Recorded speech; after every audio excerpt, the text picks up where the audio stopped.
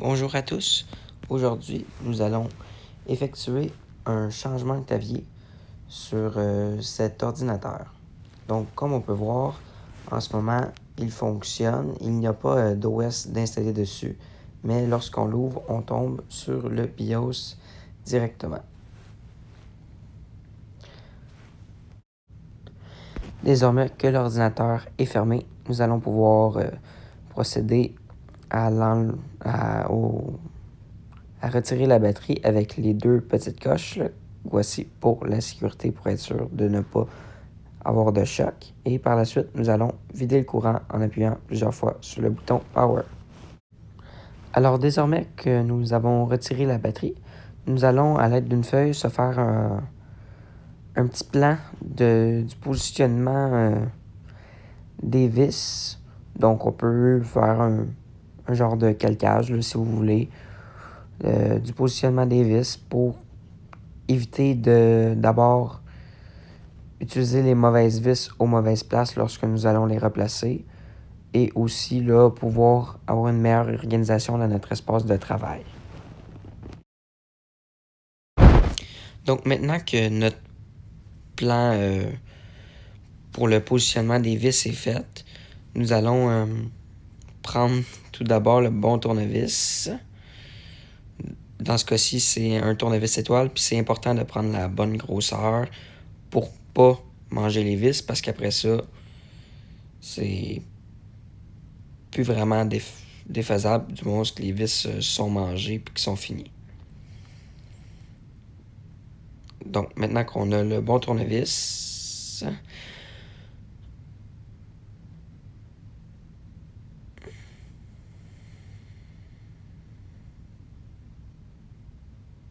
nous allons juste vérifier, là, voir s'il n'y a pas une pièce qu'on pourrait pas enlever sans vis tout d'abord.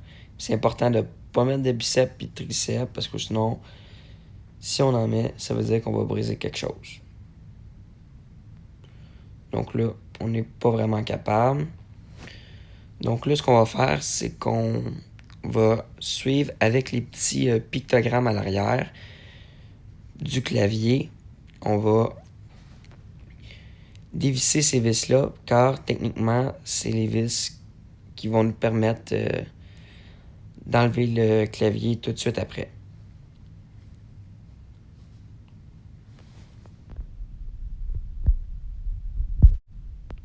Donc maintenant que les vis excusez-moi, pour le clavier sont tous retirés, comme on peut voir, nous allons pouvoir regarder, voir si on peut retirer le clavier comme ça.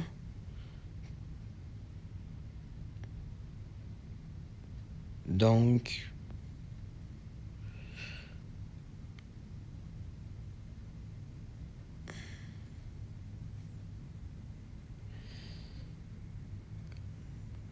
là, comme on peut voir,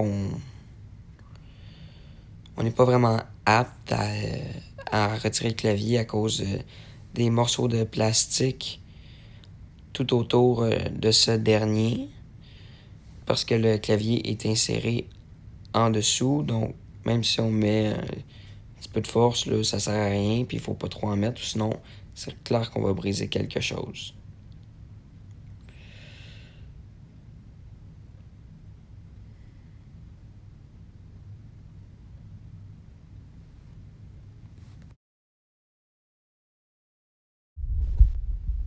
Alors, ce que je vais m'apprêter à faire, c'est de retirer les autres vis. Donc, en premier, je vais commencer par les vis du trackpad parce qu'il a l'air à être rattaché au clavier. Donc, on va commencer par ça.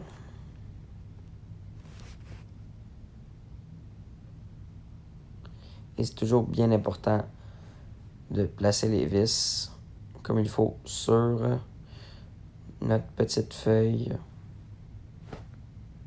pour éviter les dégâts et les pertes.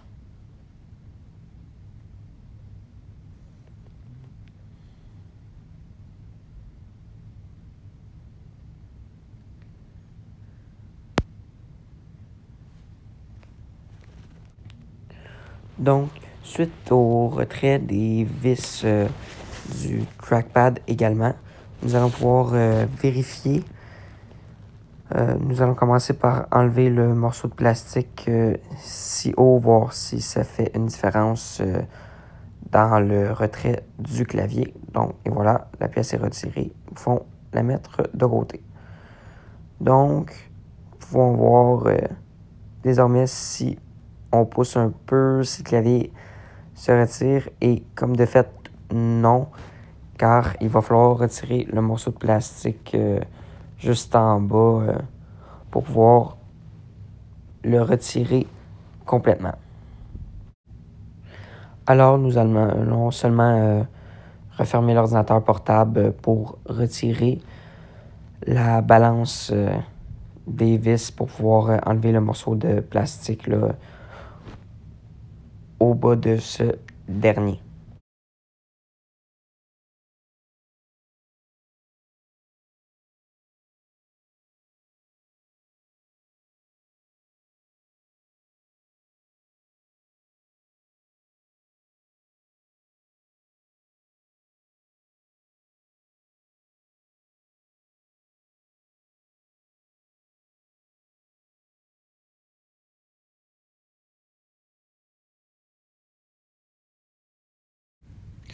Donc, sous un différent angle, c'est important de ne pas oublier les 4-5 autres vis à l'avant. Ils sont cachés par des petits bouts de plastique.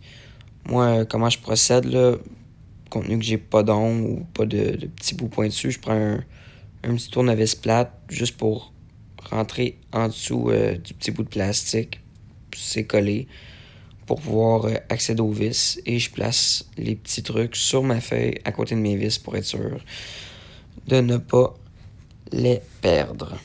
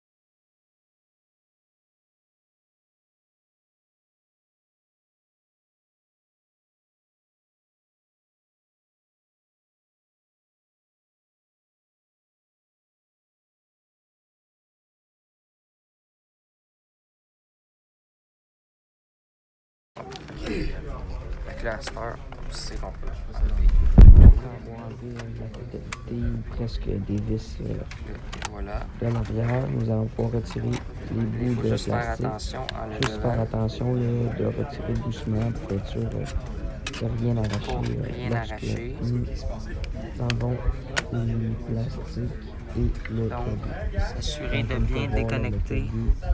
Faire attention au connecteur.